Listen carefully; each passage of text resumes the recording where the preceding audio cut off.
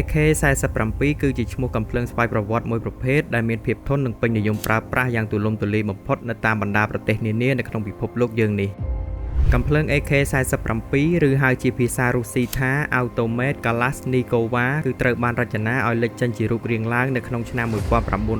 1947ដោយកូនទាហានជនជាតិរុស្ស៊ីមួយរូបដែលមានឈ្មោះថា Mikhail Kalashnikov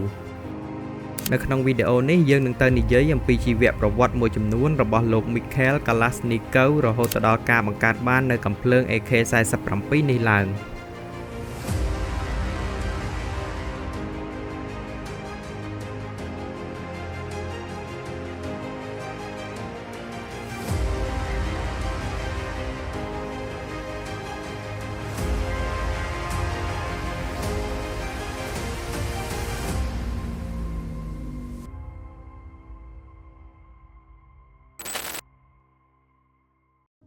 លោក Kalashnikov គឺជាកូនកសិករមួយរូបដែលបានកើតនៅថ្ងៃទី10ខែវិច្ឆិកាក្នុងឆ្នាំ1919នៅឯភូមិគួយ៉ានៃខេត្ត Altai Krai របស់ប្រទេសរុស្ស៊ីឪពុករបស់លោកមានឈ្មោះថា Timofey Alexandrovich Kalashnikov និងម្ដាយឈ្មោះ Alexandra Florona Kalashnikova ក្នុងចំណោមកូន19នាក់លោក Kalashnikov គឺជាកូនទី17ហើយគាត់គឺជាក្មេងប្រុសម្នាក់ដែលមានគំនិតច្នៃប្រឌិតខ្ពស់និងថែមទាំងចូលចិត្តដើរតាមឪពុកក្នុងការបរបាញ់សត្វដែលខុសប្លែកពីបងប្អូនដទៃទៀតរបស់គាត់នៅពេលលោក Kalashnikov មានអាយុ6ឆ្នាំលោកប៊ីសនឹងត្រូវស្លាប់ជាច្រើនលើកដោយសារតែជំងឺផ្សេងៗតាមយាយីអាយុជីវិតរបស់គាត់នៅក្នុងឆ្នាំ1930ក្រុមគ្រួសាររបស់លោក Kalashnikov រួមទាំងអ្នកភូមិគួយ៉ាមួយចំនួនធំត្រូវបានរដ្ឋអំណាចរឹបអូសទ្រព្យសម្បត្តិនិងបានបញ្ជូនឲ្យទៅរស់នៅក្នុងភូមិ Nizhniya Mukhovaya នៃខេត្ត Tomkovolas ហើយនៅទីនោះដើម្បីអាចចិញ្ចឹមជីវិតបាន Kalashnikov តែងតែជួយធ្វើស្រែចម្ការនិងដើរបរបាញ់សត្វជាមួយឪពុកជាប្រចាំបន្ទាប់ពីបញ្ចប់ការសិក្សាថ្នាក់ទី7លោក Kalashnikov បានវិលត្រឡប់ទៅរស់នៅភូមិគួយ៉ាវិញតាមរយៈការដើរដោយថ្មើរជើងចម្ងាយដែលលោកត្រូវធ្វើដំណើរពីភូមិមុខហូវ៉ាយ៉ាទៅដល់ភូមិគួយ៉ាវិញគឺវាមានរយៈចម្ងាយរហូតដល់ជិត 1000 គីឡូម៉ែត្រឯណោះនៅក្នុងភូមិគួយ៉ាលោកបានរៀបការជាលើកដំបូងជាមួយនឹងនារីម្នាក់ដែលមានឈ្មោះថា Ekaterina Astakova នៅទីនោះលោកក៏បានចូលធ្វើជាជាងផ្នែកមេកានិកនៅក្នុងស្ថានីយ៍មួយកន្លែងផងដែរបន្ទាប់ពីលោកបានចូលបម្រើការងារបានមួយរយៈកន្លងផុតទៅលោក Kalashnikov ត្រូវបានអ្នកគ្រប់គ្រងមើលឃើញពីភាពប៉ិនប្រសប់រួមទាំងគំនិតច្នៃប្រឌិតទៅលើការងារប្រចាំថ្ងៃរបស់គាត់អ្នកគ្រប់គ្រងក្នុងស្ថានីយ៍បានចេញសេចក្តីណែនាំនិងចាត់តាំងលោក Kalashnikov ឲ្យចូលទៅធ្វើការនៅក្នុងការិយាល័យខាងផ្នែករចនាអាវុធមួយកន្លែងនៅក្នុងសហភាពសូវៀតមួយឆ្នាំមុនសង្គ្រាមលោកលើកទី2បានកើតឡើងពោលគឺនៅក្នុងឆ្នាំ1938លោក Kalashnikov និងយុវជនផ្សេងទៀតត្រូវបានរាជរដ្ឋាភិបាលចាត់តាំងឲ្យចូលទៅបម្រើនៅក្នុងជួរកងទ័ពដោយសារតែលោកមានជំនាញផ្នែកមេកានិកនិងភាពប៉ិនប្រសប់ទៅលើការជួសជុលនៅអាវុធតូចធំលោក Kalashnikov ត្រូវបានតែងតាំងឲ្យក្លាយជាមេបញ្ជាការកងរថក្រោះ T34 នៃកងវរៈសេនាធំរថក្រោះទី24នៅក្នុងខែមិថុនាឆ្នាំ1941អាល្លឺម៉ង់បានបើកប្រតិបត្តិការសង្គ្រាមដោយធ្វើការលុកលុយទ្រង់ទ្រីធំទៅលើសហភាពសូវៀតរហូតដល់ខែតុលានៅក្នុងសមរភូមិព្រីយ៉ាងលោក Kalashnikov ត្រូវបានទទួលរងរបួសយ៉ាងដំណំនិងត្រូវបានបញ្ជូនទៅសម្រាកព្យាបាលនៅឯមន្ទីរពេទ្យអស់រយៈពេលជាច្រើនថ្ងៃកំឡុងពេលលោកសម្រាកទទួលការព្យាបាលនៅក្នុងមន្ទីរពេទ្យលោក Kalashnikov តែងតែលើកការជជែកវែកញែករបស់កងទ័ពអំពីបញ្ហាកាំភ្លើងកាំងគ្រាប់និងបាញ់មិនចេញនៅពេលប្រយុទ្ធគ្នាក្នុងសមរភូមិដោយមើលឃើញពីទុក្ខលំបាករបស់ក្រុមកងទ័ពគួបផ្សំនឹងឆន្ទៈនិងជំនាញដែលលោកមានលោក Kalashnikov បានគូសចេញនូវប្លង់កាំភ្លើងថ្មីមួយជាប្រភេទ Submachine Gun នៅខែមេសាឆ្នាំ1942បន្ទាប់ពីលោកបានចាកចេញពីមន្ទីរពេទ្យលោកបានកាន់គំរូប្លង់ដែលលោកបានគូនឹងធ្វើការស្នើសុំអស់ជាច្រើនលើកទៅកាន់មន្ត្រីថ្នាក់លើក្រោយពីមានការឯកភាពពីថ្នាក់លើកាំភ្លើងដែលជាស្នាដៃដំបូងរបស់ Kalashnikov ត្រូវបានលេចជារូបរាងឡើងនិងបានសាកល្បងបាញ់បានដោយជោគជ័យក៏ប៉ុន្តែកាំភ្លើងរបស់លោកគឺពុំត្រូវបានថ្នាក់លើអនុញ្ញាតឲ្យប្រើប្រាស់នៅក្នុងសមរភូមិឡើយ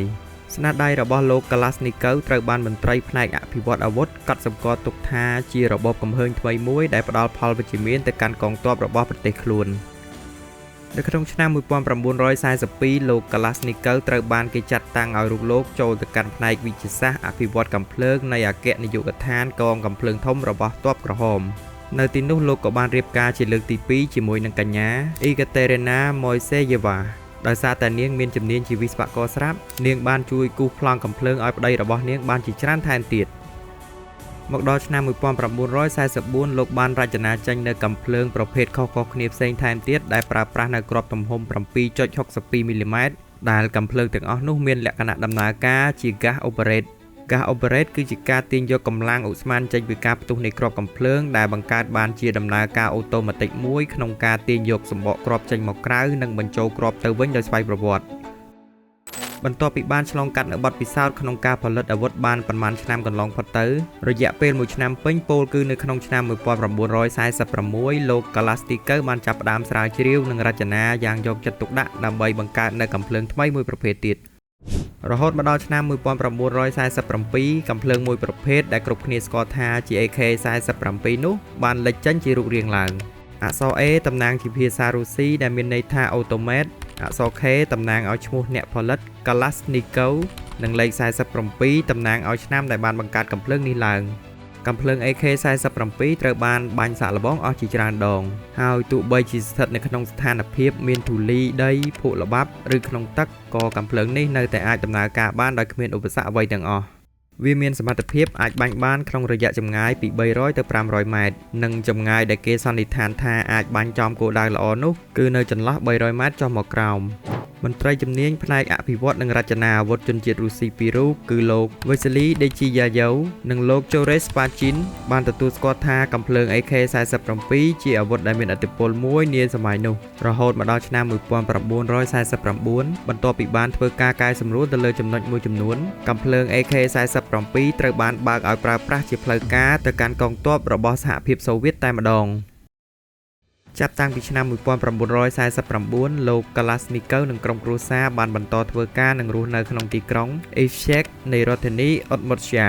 នៅទីនោះលោកក៏នៅតែបន្តសិក្សាស្រាវជ្រាវរចនាអាវុធបន្ថែមដោយផ្អែកលើគោលការណ៍សំខាន់របស់គាត់គឺភាពសាមញ្ញនៃកំភ្លើងងាយស្រួលថែទាំនិងធន់ទៅនឹងគ្រប់ប្រតិបត្តិការនៅក្នុងឆ្នាំ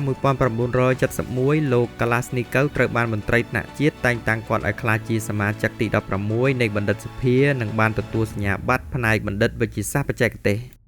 រយៈពេល6ខែមុនពេលលោកត្រូវបាត់បង់ជីវិត Kalashnikov បានសរសេរសម្បត្តិមួយច្បាប់ផ្ញើទៅកាន់អធិការគ្រឹះសាសនាអ៊ร์ថូដុកសដែលជាសាសនាធំមួយនៅក្នុងប្រទេសរុស្ស៊ីដោយនៅក្នុងសម្បត្តិលោកបានបង្ហាញនូវអារម្មណ៍សៅហ្មងនៅក្នុងចិត្តថាលោកពិតជាមានវិបដិសារីនៅក្នុងចិត្តជាខ្លាំងអមជាមួយនឹងសំណួរមួយថាតើអ្នកណាជាអ្នកទទួលខុសត្រូវចេញពីការស្លាប់ក្រោមស្នាដៃដែលខ្ញុំបានបង្កើតឡើងនេះតើខ្ញុំមានកំហុសដែរឬទេអយកាគ្រឹះសាសនាអ៊ร์ថូដុកសបានសរសេរត្រឡប់មកកាន់លោកវិញដោយថ្លែងអំណរគុណទៅដល់លោក Kalashnikov និងបានលើកសរសើរគាត់ថាជាគំរូអ្នកស្នេហាជាតិនិងជាអាកប្បកិរិយាដ៏ត្រឹមត្រូវបំផុតចំពោះប្រទេសជាតិ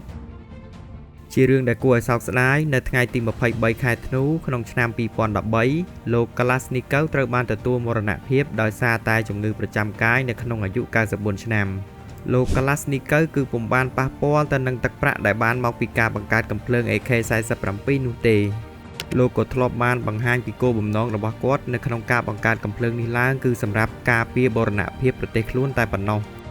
បច្ចុប្បន្ននេះកំភ្លើង AK-47 ត្រូវបានគេប៉ាន់ប្រមាណថាមានពីចន្លោះ75ទៅ100លានដើមនៅទូទាំងពិភពលោកយើងនេះ